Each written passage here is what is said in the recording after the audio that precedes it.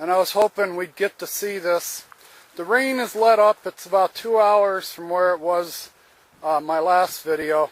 The rain is let up.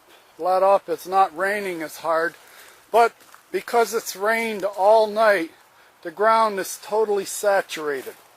And what you're starting to see is what happens every time the ground gets saturated on track day. And what you're looking at here, I'm going to get down at level so you can see what's going on. Where those puddles are, that's a threshold. That whole length, that's about 175 feet to that sign out at the end. That 175 feet pitches up to this threshold right here. And we finally soaked the ground enough. The ground up here around track day has been soaked finally enough and saturated enough that even though it's not raining as hard, the water is starting to pool. And what you're looking at is engineered retention. On the plat map and everything else, every other document that's been signed off and certified, this is a drainage easement. It's not a drainage easement. The simple fact that we're looking at these mud puddles right here tells us that this is retention. You're looking at the highest spot right here. Right here where this puddle ends and it starts to break out through here. Right where that puddle is, where I'm pointing the camera, is one of the highest spots along this 175 feet all the way to that sign.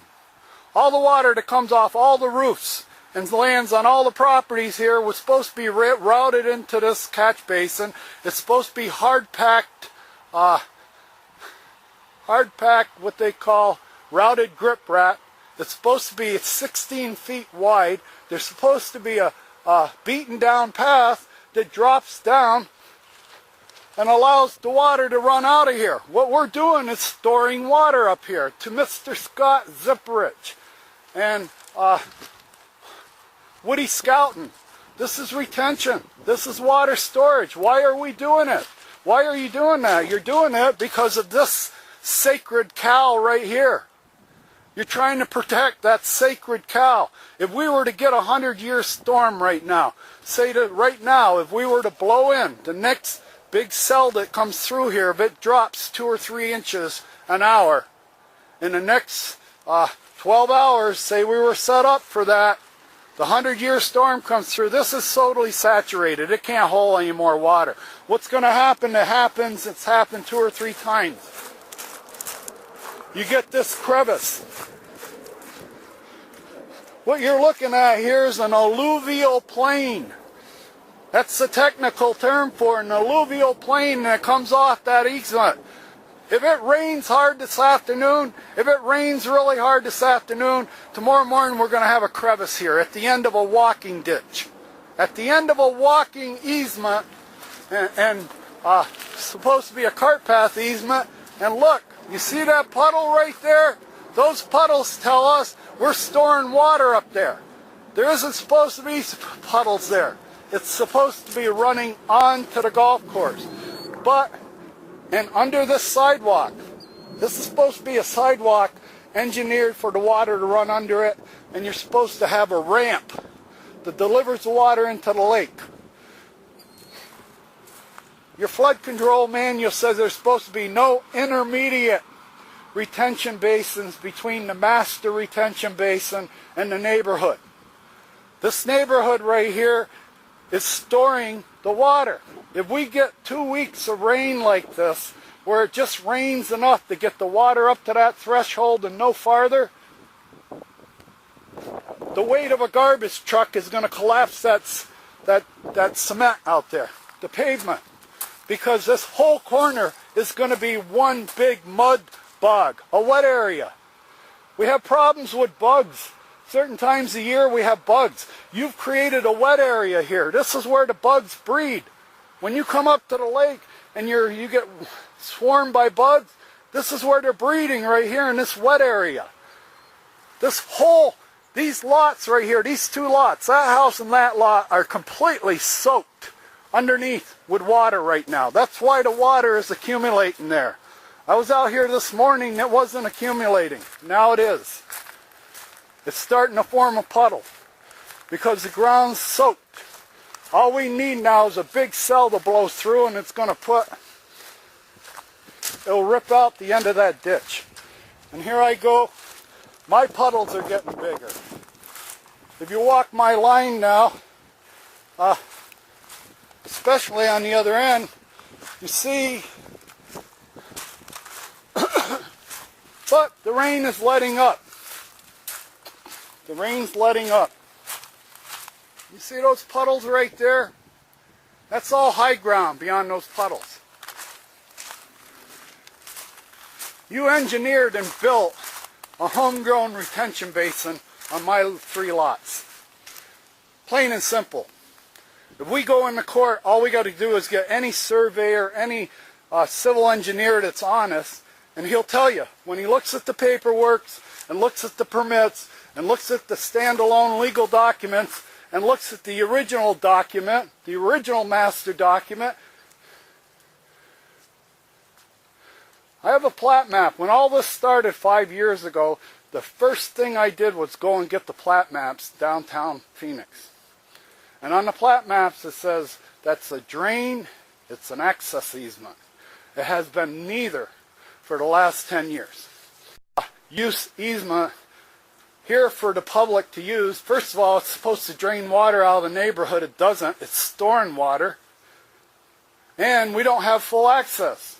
Because where I showed you where that threshold is, that threshold, every time a golf cart went over it for 3 years, it compressed it and it lowered it.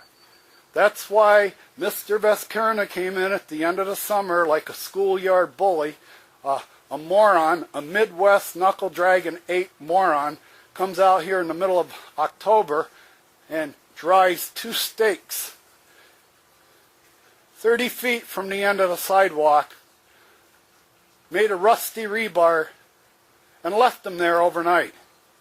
I had to call the cops, and cops had to order him to take him out of the thing, out of the ground. And he said, well, I talked to the clubhouse, and they said it was all right to do this. I understand. The clubhouse was watching that threshold get lowered. Every time a golf cart goes over it, it got lowered. It got compressed. The weight of the golf cart pressed down the threshold. And in August that year, about 3 months before Mr. Veskerna came in and drove his stakes in the ground with the understanding from the clubhouse that it was okay, we had a hell of a storm. And it carved out a Grand Canyon over there at the end. I've got videos of it. I took videos of it. When that happened, everybody at the clubhouse, everybody at the HOA realizes we got to stop the golf carts from going down there. They're letting the water out early.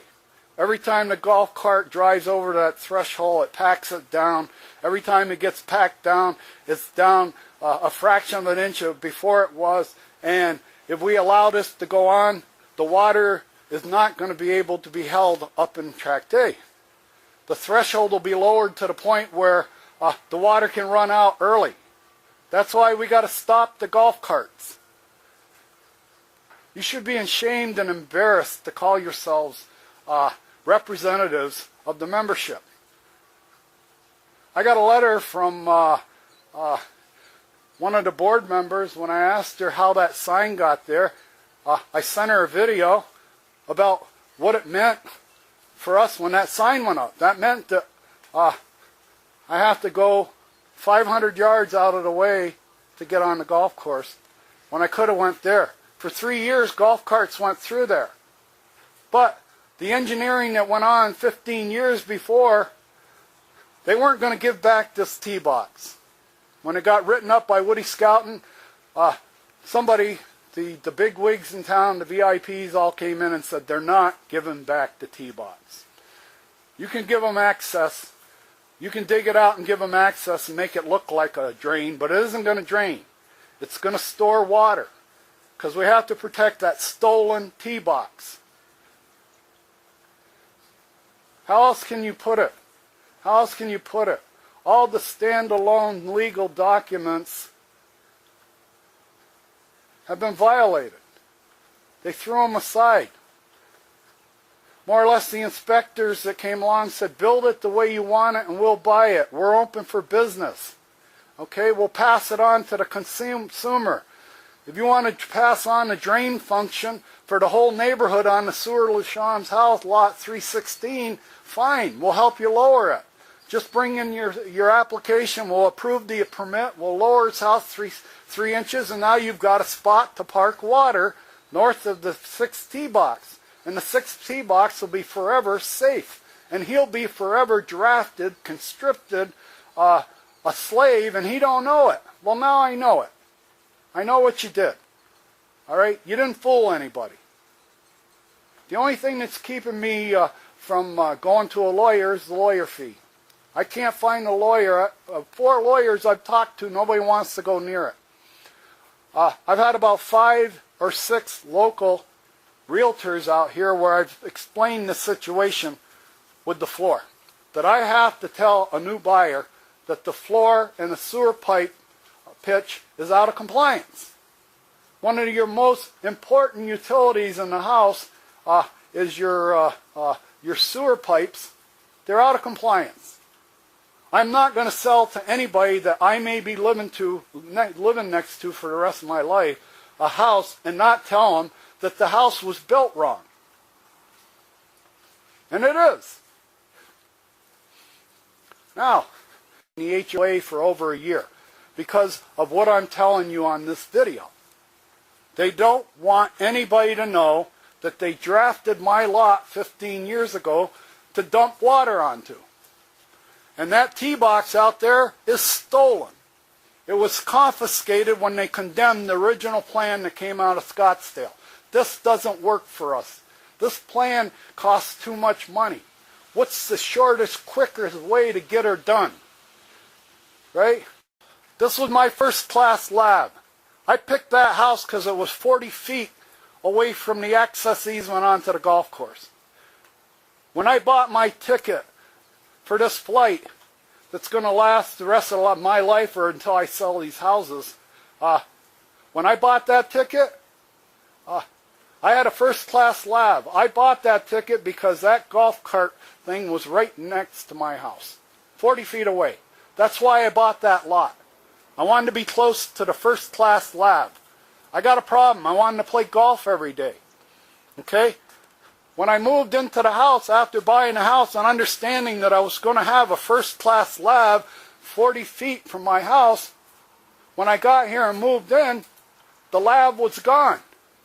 They had a curtain up saying that there's a lab there, but only these 2 people can use it. It's only for their use. And if you want to use the lab now, I go, well, I have to use the lab. I want to get on the golf course.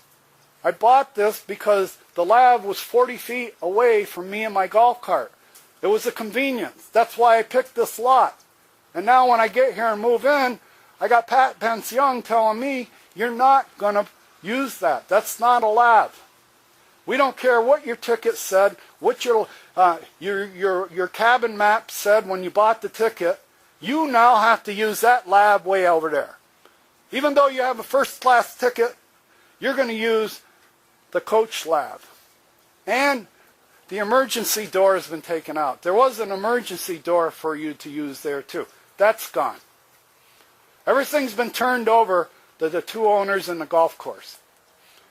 And you, for the rest of the time you're here, even though you bought a ticket for life with a first-class lab 40 feet from your house, you're not going to have that. For the rest of your life and the rest of your ownership and anything you pass on to new owners means that they're going to use way over there, 500 yards away, the coach lab. You want an analogy? That's what happened.